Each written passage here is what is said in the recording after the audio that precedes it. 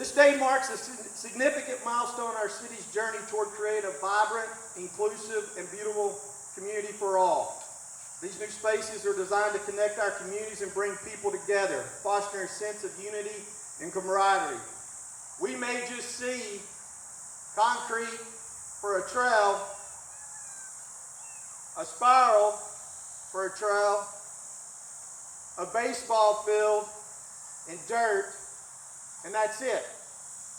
But what I see are families and memories that you can have for a lasting lifetime out here. Isn't it gorgeous out here? I mean, this is a gorgeous park.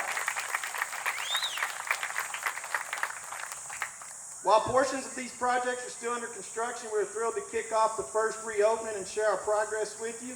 The projects and many more in the pipeline are part of the community supported by our bond project that you, the people, voted on. And it's one of our main strategic goals in creating a great community to live in.